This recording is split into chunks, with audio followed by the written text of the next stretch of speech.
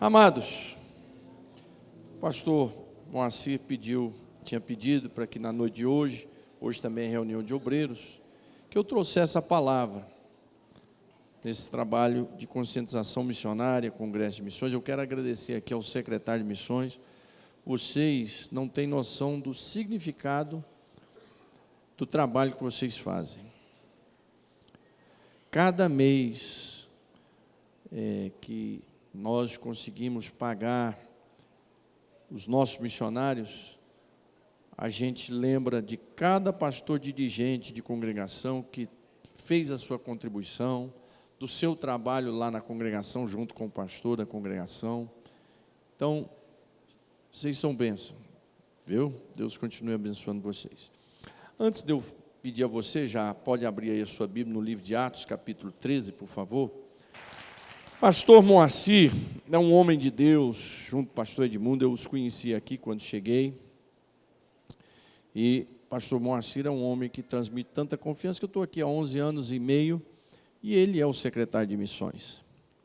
É um homem que chega ao final do mês, início do mês, paga direitinho todos os nossos missionários, Polônia, África,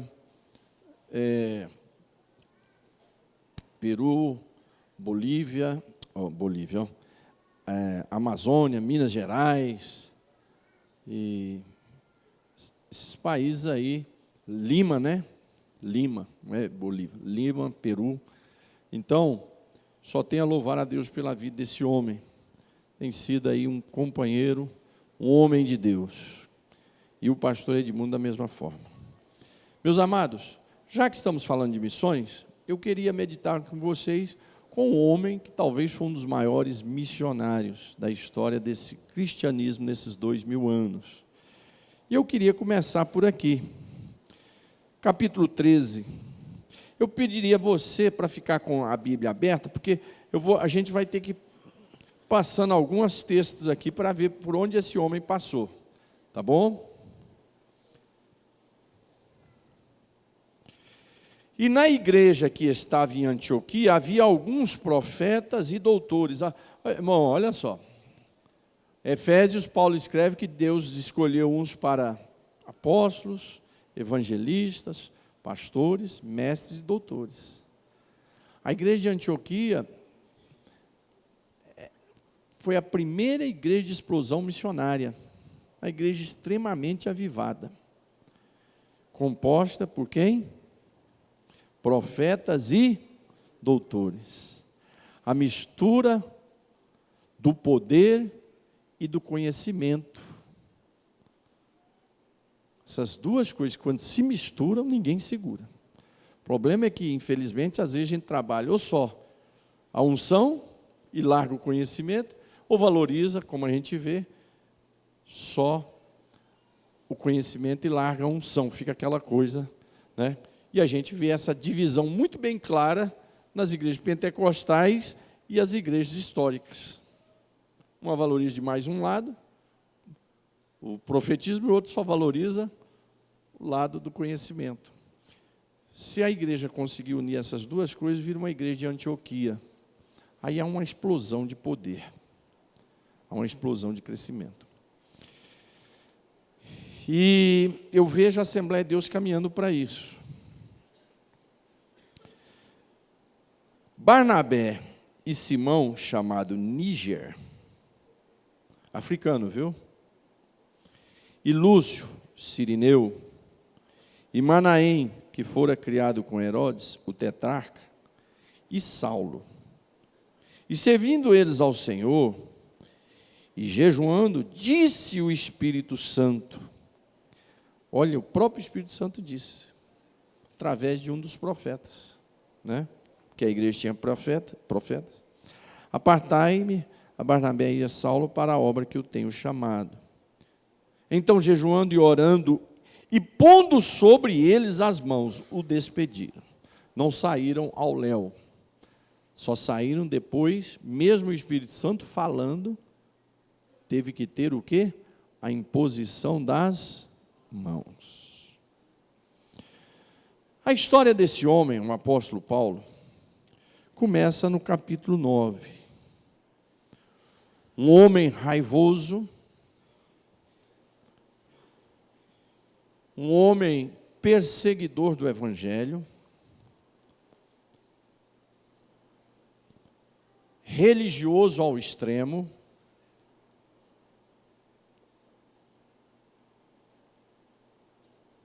e achando que estava fazendo certo,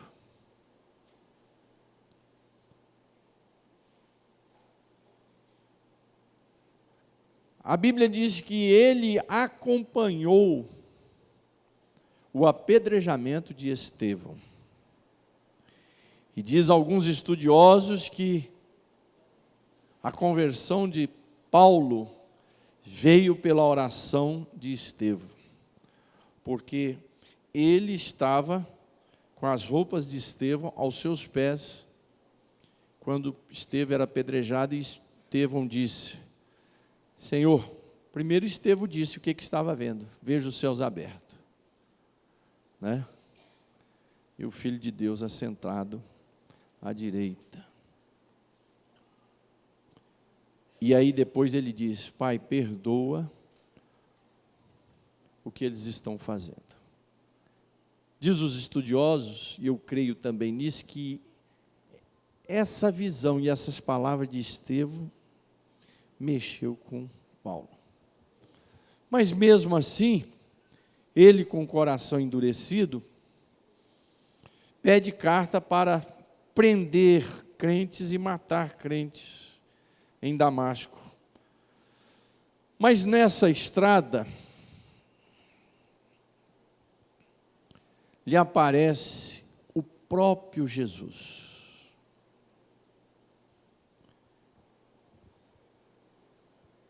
As pessoas dizem: Paulo caiu do cavalo. A Bíblia não diz de onde ele caiu. Ele caiu no chão quando Jesus aparece a ele de uma forma tão reluzente que estremeceu ele, jogou ele no chão, e a claridade era tão forte que ele ficou cego. Quando a gente está em região de muita neve, você tem que usar óculos muito escuros para não queimar os olhos, sabia disso? Agora imagine essa visão que Paulo teve, queimou seus olhos. Ele viu a glória de Deus. Isaías viu a glória de Deus, não queimou os olhos, mas tomou uma conscientização do seu pecado. Paulo caiu desentendido e ouviu uma voz poderosa: Saulo, Saulo, por que tu me persegues? O que é isso, hein? Saulo diz: quem é o Senhor? Eu não estou perseguindo, eu sou Jesus a quem tu persegues.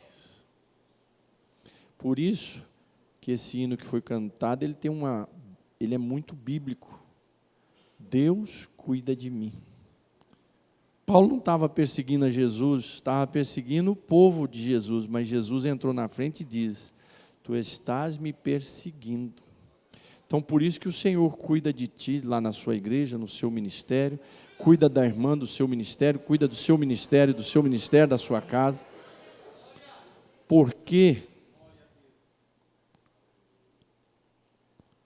Deus cuida de nós, cuida da sua igreja, cuida da sua casa, cuida de nós, dos meus filhos, dos seus filhos, do nosso ministério. Ô Cláudio, a gente é limitado no nosso ministério, a gente comete erros, falhas, a gente é limitado como esposa, a gente é limitado como pai, né? O que é funcionário de uma empresa é limitado como funcionário, mas Deus vai cuidando de nós, vai cuidando.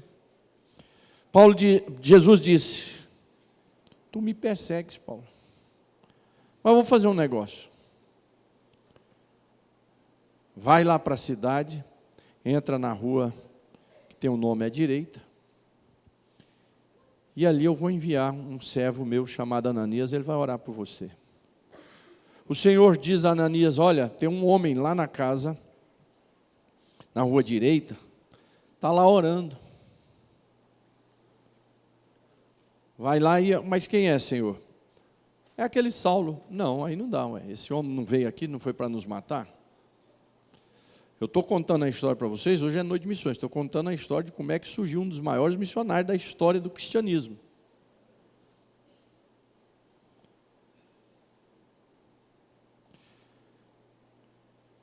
Vai, porque ele é para mim um grande escolhido para levar a minha palavra às nações. Meu evangelho vai ser conhecido em toda a terra através desse homem. Ananias levanta. Nessas coisas que você já fez, eu já fiz, que a gente vai ou com raiva, brabo com Deus, ou tremendo mesmo, a gente vai numas furadas só porque Deus mandou. Aí você fala, olha, Senhor, o que é isso? Onde eu estou me metendo? Ele foi lá, pôs a mão na cabeça de Paulo, foi cheio do Espírito Santo. Diz, Paulo, o homem que te encontrou lá na estrada, me mandou aqui para orar. Receba de volta a visão. E agora você vai ser um instrumento nas mãos do Senhor. Digamos que o Senhor estava trocando os olhos de Paulo. Ele enxergava errado, agora o Senhor trocou os seus olhos. E aí esse homem é conduzido para Jerusalém, chega lá, ninguém quer falar com ele. Eu me lembro de uma charge, que eu vi numa revista batista, há muitos anos atrás. Ela era uma crítica à igreja. Aí os desenhos eram em sequência. Aí o primeiro desenho, a igreja cheinha, o irmão lá no meio. O segundo desenho, o irmão vem e dá o testemunho aqui. Aí está escrito aqui, então, irmãos, eu fui adulto, eu roubei, eu matei, tal. Aí ele volta, a igreja, fica ele sozinho lá no banco. Era assim que estava acontecendo com Paulo, todo mundo afastou. Mas aí um homem que tinha visão de Deus, Barnabé foi lá e trouxe. Os apóstolos acharam que era um espião. Barnabé vem e apresenta e diz, não, ele foi transformado. Poxa, mas não foi esse que matou Estevão? Estevão. Foi ele que matou Estevão, foi com uma carta para lá. Pois ele foi transformado, ele encontrou com Jesus na estrada.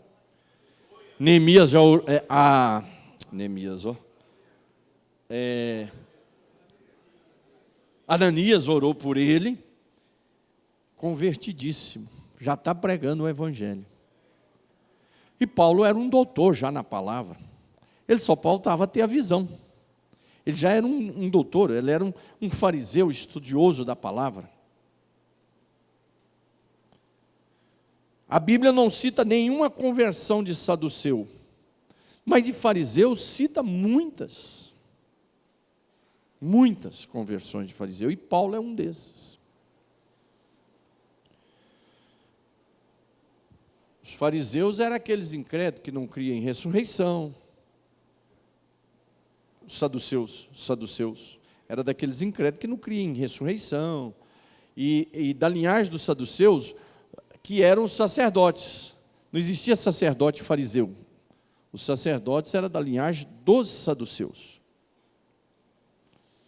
E eles se alegram. E aí Paulo é levado para Antioquia, revestido do poder do Espírito Santo. Ele passa um período de 14 anos sendo trabalhado por Deus, teve revelações nesse período, teve experiência, foi estudar, foi se preparar. A gente precisa se preparar para fazer as coisas de Deus, irmão. Na verdade, não é as coisas de Deus, qualquer coisa. Vamos supor, você quer ser um vendedor. Para você ser um bom vendedor, você vai perder muito tempo tendo que conhecer o produto, o estoque, o material. Eu já contei aqui para vocês, E para um vendedor fazer isso é muito difícil, porque o vendedor quer dialogar, quer falar, quer se enfiar dentro de uma sala fechada para conhecer estoque muito tempo, isso é difícil. Perguntaram a Billy Graham, porque os crentes dizem o seguinte: não podemos, não dá tempo mais de estudar, o Espírito Santo vai revelar e Jesus está voltando, não dá mais tempo.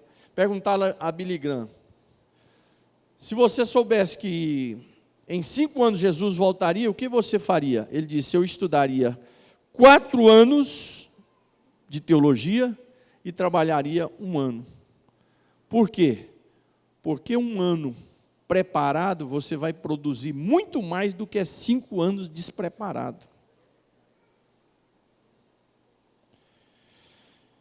E ali o Espírito Santo convoca esse homem. E aí o perseguidor vai conhecer a experiência de ser perseguido. Esse homem começa a sua jornada, aquilo que os estudiosos chamam de a primeira viagem missionária. Que aí você vai acompanhar essa primeira viagem missionária do capítulo 13 à metade do capítulo 14. Sai de Antioquia, Jerusalém está aqui no sul, Antioquia lá em cima.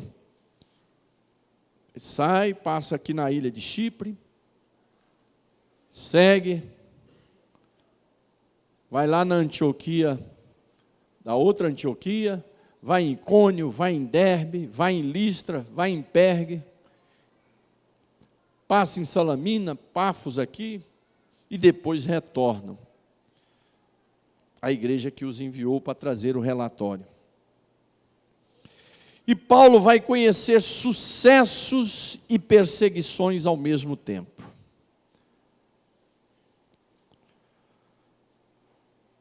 Paulo sai para o desafio do evangelho aos gentios, não aos judeus. Os primeiros cristãos são judeus, mas Paulo é enviado aos gentios.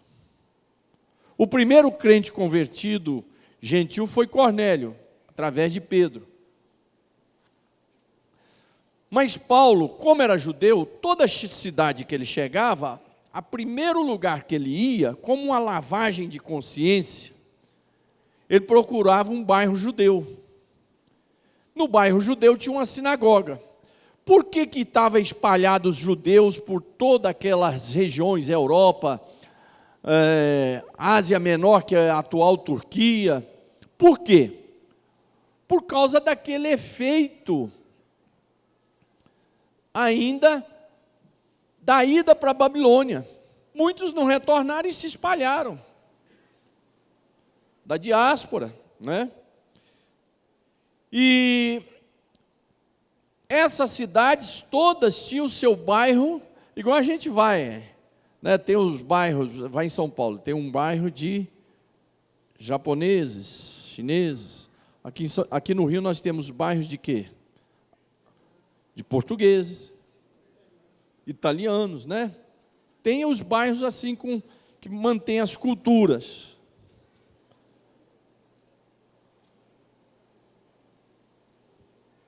Um bairro, por exemplo, você vai na Bahia, tem a região ali que traz muita cultura afro, né? Você vai no sul, tem aquele bairro onde ainda fala até alemão, a igreja, o culto. Tinha os bairros judeus, judaicos, com suas sinagogas. As sinagogas eram um local, tipo uma igreja, mas ao mesmo tempo ele era um clube social. Ali se estudava, ali os filhos de 7 a 12 anos estudavam a lei, ali fazia-se velório, ali era um encontro. Paulo ia nessas regiões, pregava, alguns pouquinhos aceitava, ele era rejeitado e ele ia para os gentios e pregava aos gentios. Mas quando ele estava pregando, obtendo sucesso, vinham as perseguições do seu próprio povo. Os judeus se levantavam contra Paulo e jogavam a cidade contra Paulo. E Paulo, já dizia Charles Spurgeon, o exército que dá tiro no seu próprio povo é a igreja. O povo de Deus tem mania de dar tiro no próprio exército. Né? Se tem um exército que sabe dar tiro no seu próprio povo, é a igreja. Spurgeon fala sobre isso. A gente vira o canhão para nós mesmos. Atingimos a nossa igreja, atingimos o nosso pastor, atingimos o nosso povo. Os judeus faziam isso com Paulo. O evangelho tinha vindo para eles, mas eles rejeitaram.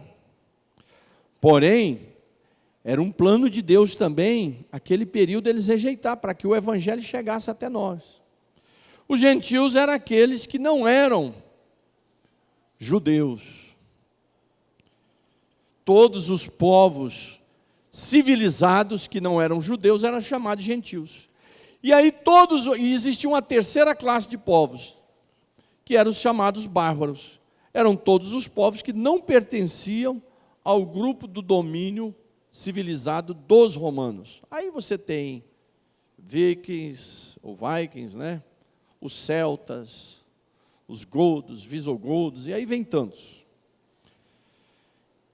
E Paulo é levado a evangelizar os gentios. Mas Deus, irmãos, Ele tem uma caminhada para você, para mim. Viu, irmãs? Deus tem uma caminhada, uma jornada. Ela começa num ponto e Deus quer nós chegarmos a um ponto final. Entendeu, Wellington? O dia que Deus começou o ministério com você, Ele começou naquele ponto, mas tem uma carreira aí. Como foi as viagens missionárias de Paulo. Tem uma carreira. Deus queria chegar com Paulo a Roma. O destino final de Paulo era Roma. O centro mundial de uma igreja que não era judaica. Era uma igreja de gentios. Então Paulo, esse fato é um exemplo para mim e para você. Deus tem um projeto comigo e com você. Começamos, tem um ponto de partida, e começa essa linha, e vai ter um ponto de chegada, nós temos que chegar lá. Alguns ficam no meio do caminho, ou por rebeldia, ou por pecado, como diz Paulo, amaram o presente século, ficaram, se desviaram, desanimaram. Mas Deus tem um propósito com Paulo, Deus tem um propósito com você, comigo. Ele estabeleceu a bandeira de largada, mas tem a bandeira de chegada. Temos que chegar. Mas nessa jornada, nós temos que ter cuidado para não ficar nela. E se algum dia ficarmos como Marcos, nessa jornada com Paulo, a gente tomar uma posição e retornar. Opa, o que eu estou fazendo aqui? Meu Deus do céu. Mas outros não retornaram. Paulo fala de homens. Amaram o presente século. Paulo diz, me abandonaram.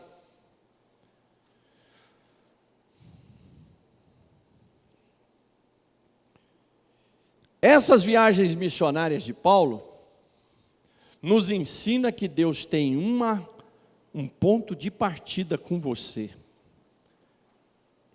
E tem uma jornada, tem um percurso, aonde você vai sorrir e chorar. Aonde você vai ter sucesso e pedradas. Mas vai ter um ponto de chegada. E você tem que chegar com essa bandeira lá. Você vai ter que entregar essa bandeira lá. Seja qual foi a área que o Senhor te chamou, teve um dia que teve o ponto de partida, e vai ter o ponto de chegada. Vai ter o ponto de chegada. Então a viagem missionária, todas as vezes que você lê a Bíblia, viagens missionárias de Paulo, lembre-se disso, é um ensino que homens e mulheres que Deus chama, Tem o dia de iniciar, tem a jornada e tem o dia da chegada.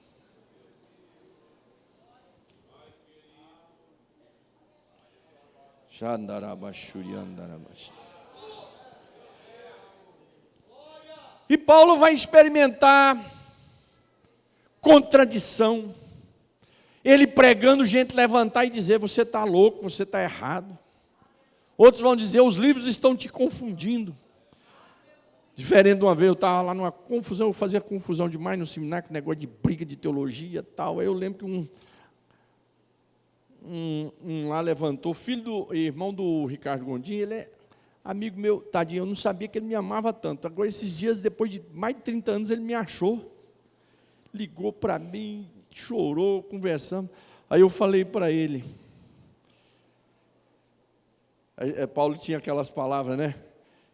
O cara falou para Paulo: Paulo, as muitas letras te fazem delirar. Aí eu chamava ele de Gondim, eu falei: Gondim, as poucas letras te fazem delirar.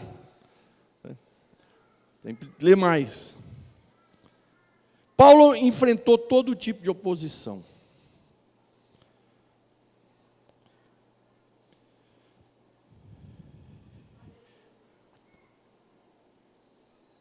Fez um milagre tão grande que a cidade disse: é um Deus, traga animais, vamos sacrificar esse homem. Ele disse: não sou Deus não, sou igual a vocês, quem fez isso foi o nosso Deus.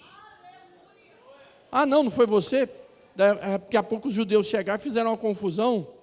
Do sucesso, ele estava sendo apedrejado. E se ele não disfarça que está morto, eles matavam ele. Ele teve que disfarçar que estava morto. Mais ou menos aquele estilo que Davi fez, disfarçou que era louco.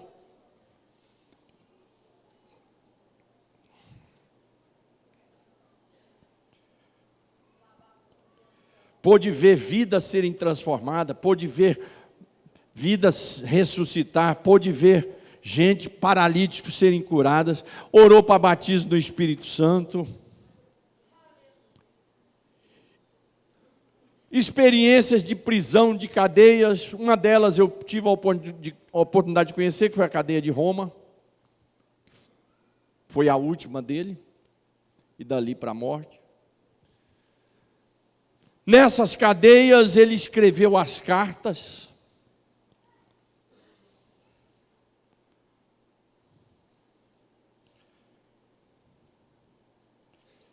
E Paulo, interessante, Paulo em momento algum, ele amaldiçoou o dia do seu nascimento. Paulo preso com Silas, cantava ao Senhor à meia-noite, adorava o Senhor, e o anjo estremeceu o lugar. Só Deus sabe o que eu estou passando hoje, talvez um dos piores dias nesses últimos 11 anos. Eu fui ali para a oração com os irmãos. A hora que cheguei lá, falei: quer saber de uma coisa, Senhor, eu quero te agradecer pela luta. Com o coração doído. Senhor, eu quero te agradecer pela prova. Quero te agradecer pela...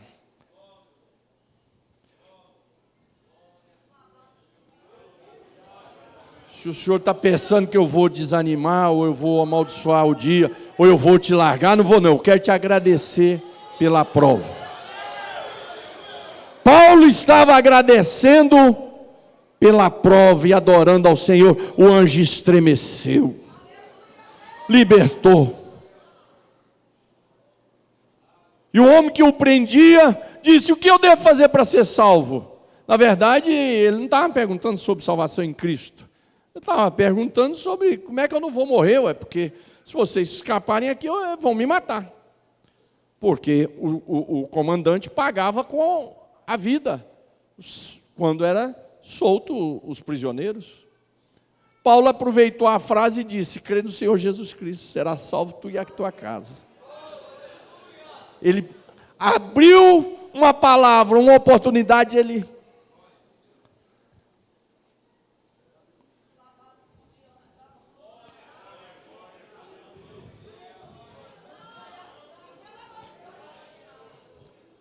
Eu quero que você, enquanto ouça essa história e essa jornada, pense no projeto de Deus com você.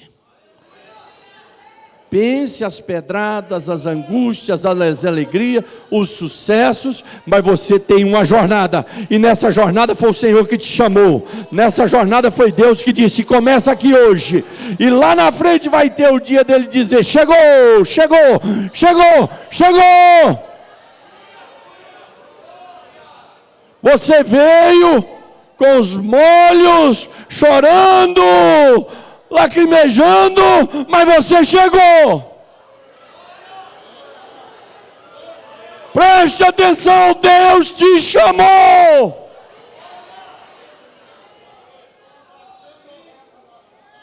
E nessa chamada, nesse percurso, vai ter sucessos e derrotas, vai ter sorriso e lágrimas, vai ter medalhas, mas vai ter cuspe.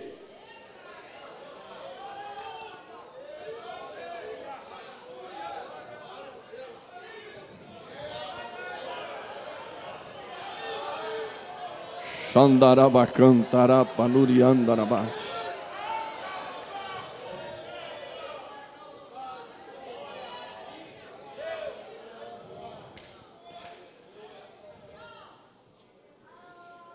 Aí vem a segunda viagem. Olha o percurso. É aquele segundo momento na nossa vida. Eles retornaram para Antioquia, né? Aí saem para a segunda viagem para revisitar os irmãos, para ver como é que estava a implantação das igrejas, se estava seguindo do jeito que eles se implantaram. Novamente, desafios. Novamente, chega nos bairros, vai na sinagoga, é rejeitado, alguns aceitam, vai para os gentios, vai visitar a igreja que construiu.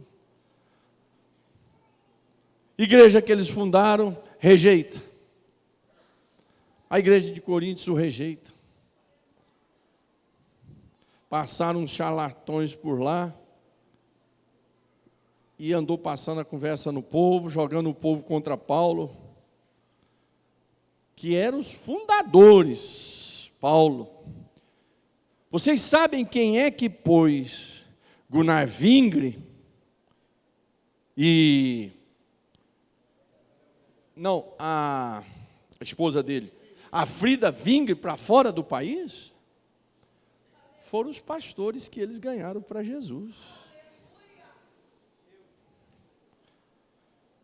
Vingre morreu adoecido, mas uma doença que surgiu na emoção. Os filhos deles, na fé, rejeitaram a consagração dela de missionária.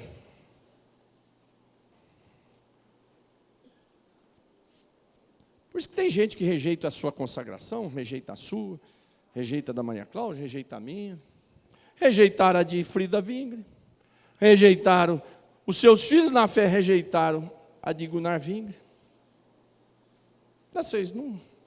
Chega, nós não precisamos de vocês, agora nós já somos autóctonos, já estamos preparados para tocar o nosso barco.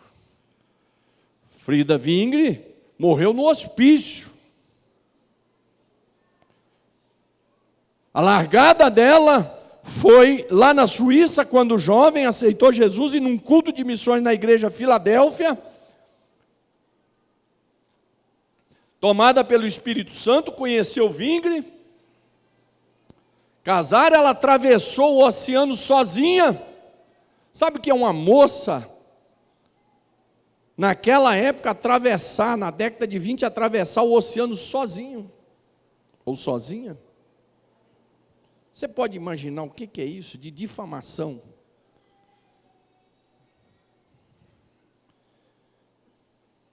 Ela, como era uma escritora, uma intelectual, foi perseguida.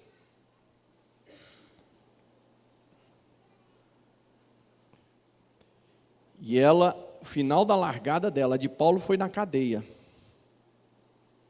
A de Frida Vingre foi no hospício.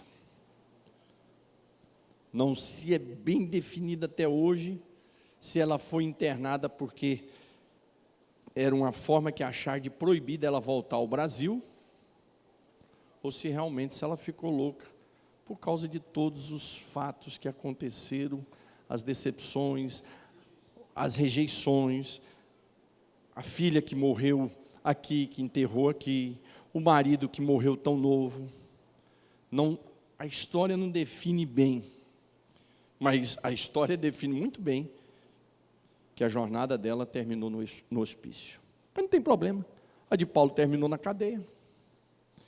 A de Pedro de cabeça para baixo numa cruz. Mas o que importa é que dali estamos seguindo para lá. Não adianta terminar no trono do Império Romano e do trono descer para o inferno. Mas você terminar no hospício, terminar na cadeia, terminar numa cruz de cabeça para baixo, terminar sem um pescoço, mas dali subir para a glória, para encontrar aquele que Estevão encontrou quando estava sendo apedrejado, vale a pena. Mas para isso temos a jornada para fazer. Temos uma jornada. Encontrou igrejas variadas. Lá nos Tessalônicos interessaram por ele, mas aí os bereanos escutaram e falaram, não, vem para cá. E aí a Bíblia diz, olha, os bereanos eram melhores do que os tessalônicos, porque eles estudavam mesmo a Bíblia e tudo que Paulo ia falando, eles conferiam e diziam, o que o senhor está falando está certo, está aqui, ó. Então existe igreja melhor do que a outra, que a igreja dos bereanos era melhor do que a dos tessalônicos. Existe crente mais interessado do que outros crentes, porque os bereanos eram mais interessados que os tessalônicos. Tem igreja que faz o pastor sofrer mais do que outras, porque os gálatas foi preciso Paulo chamar ele de louco, e a igreja de Corinto o rejeitou. E a igreja lá no início, os filhos da fé de Gunnar Vingre e de Frida Vingre o rejeitaram. Mas teve igreja que abraçaram Paulo, como os filipenses abraçaram Paulo. Você tem que estar preparado nessa jornada para tudo isso. Tudo isso.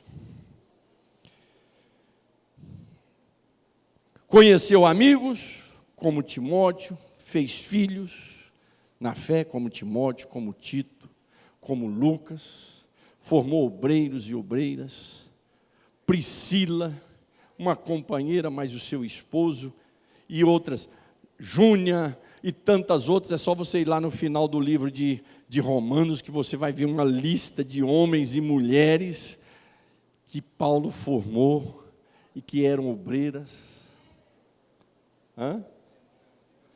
Onésimo, bem lembrado na cadeia, Filemon, ganhou o patrão e ganhou o escravo para Jesus, ganhou todo mundo, olha isso.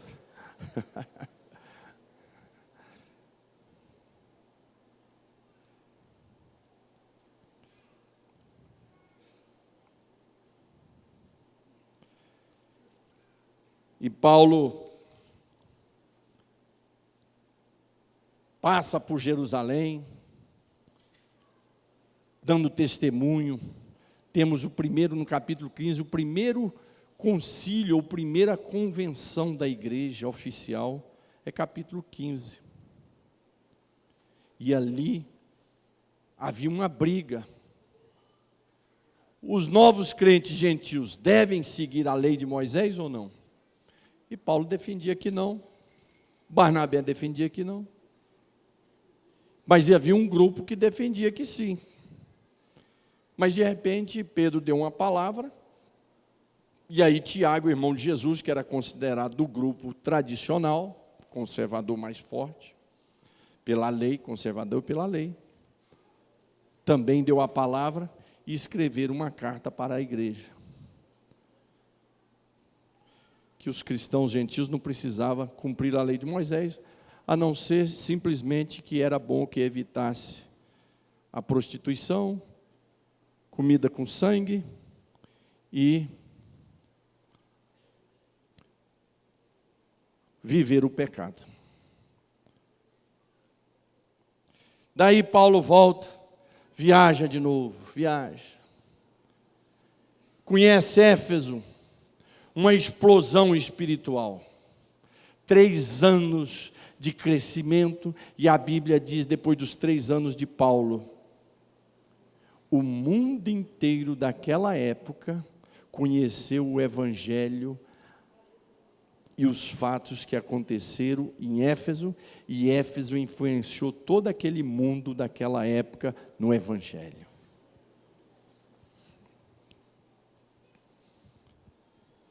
Mas Paulo, quando saiu de lá, disse: olha, vai entrar aí lobos devoradores no meio de vocês, se preparem. Paulo vem nessa jornada, passa por vendavais, literalmente, seu navio afunda, se salva num pedaços de pau, chega numa ilha. Irmão, você vai passar por vendavais, vai sentir até a água ao pescoço, mas o Senhor vai estar te conduzindo, vai estar nos conduzindo. Você vai chegar lá no final da jornada. Deus traçou essa jornada, Deus traçou a sua viagem, Deus traçou a sua história.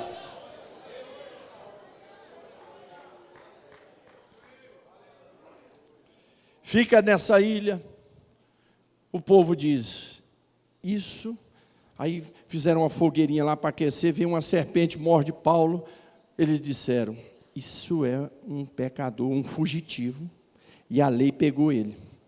Ele escapou da lei por aí, não está falando para nós, mas a lei agora pegou ele, a lei da natureza, a lei dos deuses pegou ele. Aí eles estão esperando Paulo morrer, cadê que ele morre? Tem muita gente esperando a sua queda, tem muita gente fazendo de tudo para você cair, tem muita gente trabalhando para destruir, mas vão ver que você vai continuar em pé, vivo,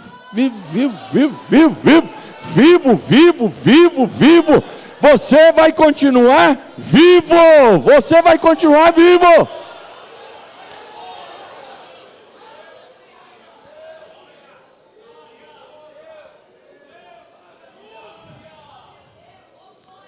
Aí ele vai lá, o chefe da região ficou impressionado, falou, vem cá, meu pai está ali doente. Ele foi lá, orou, o pai ficou curado. Os sinais seguirão aos que? Os sinais estão vivos, irmão. Você tem que levar os sinais com você. Você não tem que ficar seguindo sinais, não. É os sinais que vão te seguir. E aí, ele orou pelos demais lá, todo mundo foi curado, e a ilha toda se converteu. Aí ele foi embora. Chega em Roma, chega na terra que Deus tinha traçado. Ali ele é preso em uma casa, fica um centurião ali, vigiando, mas dá liberdade para ele pregar o evangelho. Ele evangeliza soldados de alta patente dentro do próprio império. Porque ele mesmo escreve aos comandantes aí do meio dos Césares, saúda eles. E ali ele evangeliza a cidade de Roma. Primeira vez que eu tive a oportunidade de ir na igreja com o bispo Ab lá em Roma, isso não saía da minha cabeça e foi a palavra que eu dei na igreja no dia que o bispo Ab mandou falar.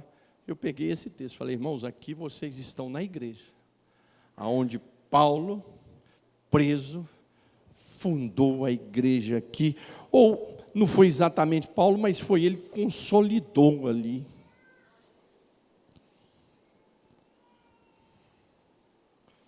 Depois ele faz mais uma viagem, tem aí a terceira viagem, não sei se você tem aí, Paulo faz de novo, Jerusalém, vai, Antioquia, e vai passando tantas outras cidades, Corinto, uma cidade muito profana, à beira praia, cidade de comércio, mas ali ele ganha aquela cidade. Jornadas de ascensão e quedas, as tristezas e alegrias, dores e momentos de vitória.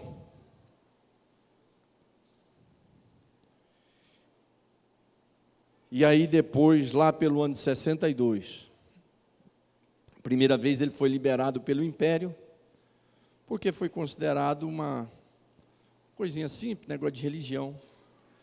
Mas aí já na segunda jornada, já era considerado perigoso, porque era já uma religião que havia um crescimento, e provavelmente foi morto nas mãos de Nero. E aquela acusação que foi os cristãos que puseram fogo em Roma, aquilo pesou. E aí ele não escapou mais. Mas eu queria que você fosse comigo lá em Timóteo, quem achar primeiro aí, me diz aí, as últimas palavras de Paulo.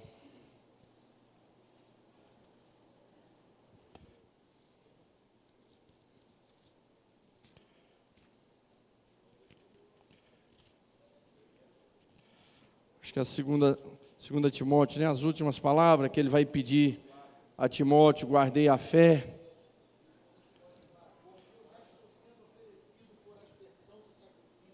Dá um microfone ali para ele, peraí, só um instante, Felipe. Cita o capítulo e o versículo, Felipe, por favor. 2 Timóteo, capítulo 4, a partir do versículo 6. Paulo prevê a sua morte e diz a Timóteo que venha ter com ele: porque eu já estou sendo oferecido por aspersão de sacrifício, e o tempo da minha partida está próximo. Combati o bom combate, acabei a carreira, guardei a fé. Desde agora a coroa da justiça me está guardada, a qual o Senhor justo juiz me dará naquele dia, e não somente a mim, mas também a todos os que amarem a sua vinda. Procura vir ter comigo depressa, porque Demas me desamparou, amando o presente século, e foi para Tessalônica, Crescente para a Galácia, Tito para a Dalmácia. Último versículo, 11. Só Lucas está comigo. Toma Marcos e traze-o contigo, porque me é muito útil para o ministério. Agora Paulo está na cadeia que eu tive lá dentro, já por 2 vezes. O homem de Deus, enfiado numa cadeia, num buraco, aonde a comida era jogada, até hoje está lá o buraco, assim com a grade dessa grossura, comida jogada por aqui, ó. Lugar muito úmido, imagina enfrentar o frio da Europa, pneumonia, tuberculose, tudo isso. E em frente, o império do inferno, desfrutando de orgias e glória, com seus imperadores, com os piores tipos de promiscuidades e injustiças e pecados. E o homem de Deus dentro de um buraco. É esse o mundo. Você tem que entender isso para você ser crente. Esse é o mundo. Mas a bandeira está chegando, você vai chegar. Daquela cadeia, daquele buraco, você vai para um lugar em que aquele que está lá no trono do Império Romano não vai. Não vai. Não vai. Paulo ali sabia que ele cumpriu a jornada. Os anos se passaram. A carreira correu. O evangelho foi anunciado. Sorrisos, criou-se amizades, criou-se inimizades, perseguições, tristezas, dores. O final na cadeia, sozinho. Ele escreve um momento dizendo: olha, eu tive lá no fórum, não tinha ninguém lá, só estava eu sozinho. Não tinha ninguém. Estava sozinho. Não tinha um paráclito lá. Paráclito era uma pessoa que podia se levantar e fazer uma defesa dele. Alguns hoje até defendem, né, que o livro de Lucas foi escrito por Lucas, não para contar missões, mas para fazer uma defesa jurídica, que o cristianismo não era para ofender ninguém, mas era uma defesa jurídica diante da justiça romana. Alguns já defendem essa teoria.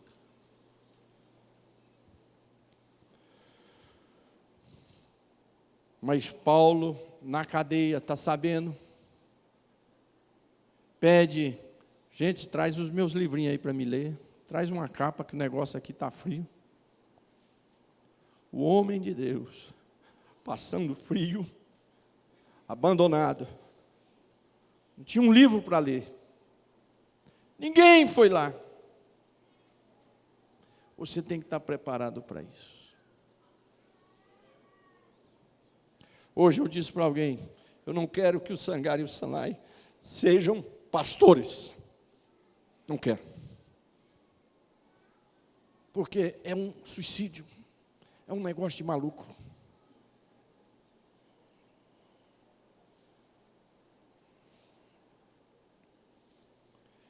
Paulo estava lá sozinho.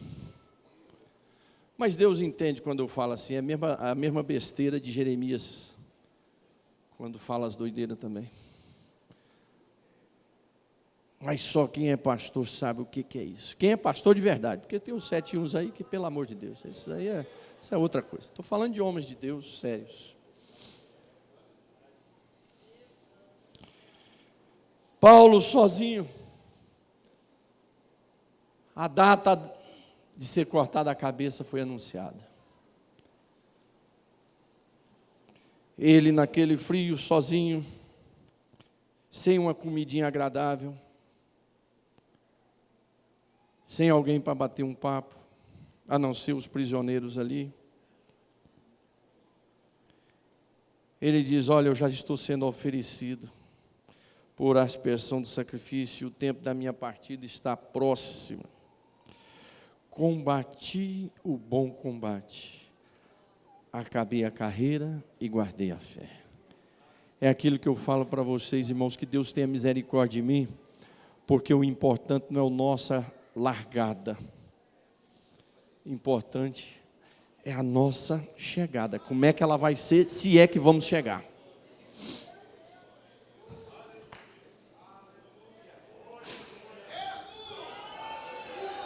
Procure chegar. Procure chegar. Lute com as forças, se apega ao Espírito Santo, se apega à palavra. Procure chegar. Vamos procurar chegar.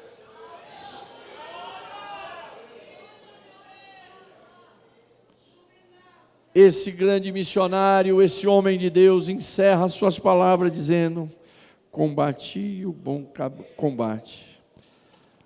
Acabei a carreira, mas eu guardei a fé. Ele combateu em todas as cidades pelo Evangelho. Ele combateu em todas as sinagogas pelo Evangelho. Ele combateu em todas as praças pelo Evangelho. Entrou pela principal cidade de Atenas, anunciando o único e verdadeiro Deus. Mas de quem que você está falando? Eu estou falando daquele Deus que eu vi lá escrito, ao Deus desconhecido, eu estou falando dele.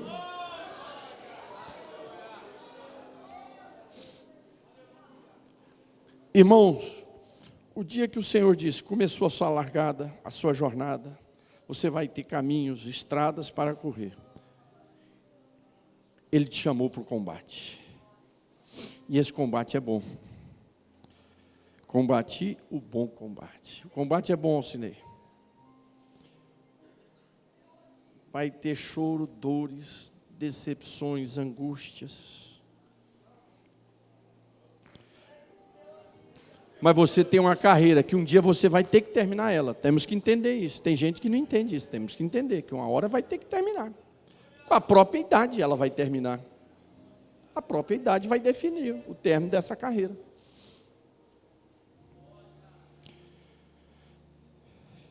Mas ele guardou a fé.